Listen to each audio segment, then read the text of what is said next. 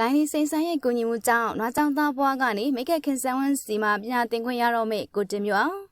TikTok သုံးဆွဲသူတွေကြားထဲမှာကိုတင်မျိုးအောင်ရဲ့မိတ်ကပ်ပြင်ဆင်မှုဗီဒီယိုလေးတွေကလူကြိုက်များပါတယ်။တော်ရွာလေးမှာနေထိုင်တဲ့ကိုတင်မျိုးအောင်ကတငယ်ချင်းတွေကိုနွားကြောင်ရဲနဲ့မိတ်ကပ်တွေပြင်ဆင်ပေးခဲ့ပြီးရိုးရှင်းလှပတာကြောင့်ကြည့်ရှုသူတန်းနဲ့ချီပြီးရှိပါတယ်။ကိုတင်မျိုးအောင်ကမိတ်ကပ်ပညာကိုယင်ထဲကဝါသနာပါသူတရားဖြစ်တာကြောင့်နွားကြောင်ရဲနဲ့တောင်သပင်တွေကိုပြင်ပေးတာဖြစ်ပါတယ်။မကွေးတိုင်းဒေသကြီးအောင်လံမြို့နယ်တရတော်ကြီးရွာမှာနေထိုင်သူဖြစ်ပြီးမိတ်ကပ်ပညာကိုယင်ထဲကနေပြီးတော့အစစ်မှန်ဝါသနာပါသူတယောက်ပါ။နွားကြောင်ရဲနဲ့လက်ထဲမှာအလေးကျပေါက်တဲ့ပန်းလေးတွေကိုတငယ်ချင်းတွေအကောင်းမှပန်းပေးပြီးသပင်ပြင်ပေးတတ်ပါတယ်။တော်ရွာလေးမှာနေထိုင်လို့ပစ္စည်းအစုံလည်းမရှိပဲရှိတဲ့ပစ္စည်းလေးနဲ့လှအောင်ပြင်ပေးပါတယ်။အခုကရိယာတွေမပေါဝင်မဲ့ကလစ်လေးတွေနဲ့ညှက်ပြီးပြင်ဆင်တာတော့အရန်လှပနေတာကြောင့်တကယ်တော်တဲ့သူအဖြစ်ချီးကျူးကြပါတယ်။အုံးစီတွေကိုရွှဲနေအောင်လင်းထားတဲ့သပင်ကိုထုံဖွဲ့မယ်ဆိုတာမလွယ်ပေမဲ့တကယ်ဝါသနာပါသူဖြစ်လို့စတုံးပြင်းတဲ့ဗီဒီယိုလေးတင်ရင်းနဲ့နာမည်ကြီးလာခဲ့သူဖြစ်ပါတယ်။ကိုတင်မြောက်အောင်ကိုလိုင်းလေးစိန်စိန်ကတတိထားမိသွားတာကြောင့်မြေတောင်မြောက်ပေးဖို့အတွက်စိတ်ကူးရသွားပါတယ်။ဒါကြောင့်နိုင်ငံကျော်မိတ်ကခင်ဆန်းဝင်းစီမှာတင်တဲ့အပ်ပေးပြီးကုန်ကြစိတ်တွေအားလုံးကိုတာဝန်ယူသွားမှာပါ။လိုင်းလေးစိန်စိန်ကကိုတင်မြောက်အောင်ကိုငွေလှူဒန်းပေးလိုက်တာထက်သူ့အတွက်အကျိုးရှိစေမဲ့တင်နန်းကိုတက်ရောက်ပြီးဘဝကိုတိထက်မြင့်မားစေခြင်းတဲ့သူပါ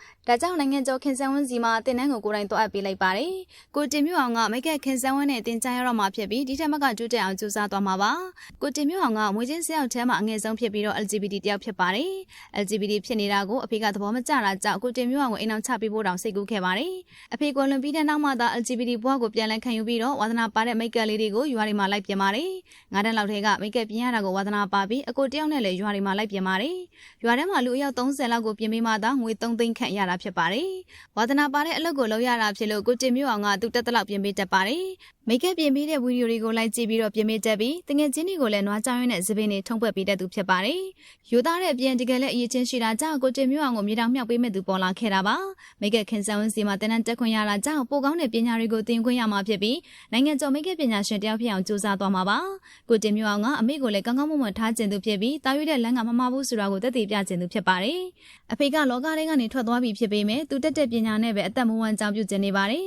။ကိုတင်မျိုးအောင်က LGBT တယောက်ဖြစ်ပေမဲ့လည်းအရန်တည်ငြိမ်သူဖြစ်ပြီးစကားကိုလည်းထိန်းထိန်းသိမ်းသိမ်းပြောတတ်ပါတယ်။ဒီလိုအလားအလာကောင်းတဲ့လူငယ်တယောက်ကိုလိုင်းလေးစိန်ဆိုင်ကမြေတောင်မြောက်ပေးလိုက်တာကြောင့်လိုင်းလေးစိန်ဆိုင်ကိုလည်းတာရုခေါ်နေကြပါတယ်။ခက်ခဲတဲ့သူတွေစေကူသားဖို့လိုအပ်တဲ့သူတွေကိုလည်းလိုင်းလေးစိန်ဆိုင်က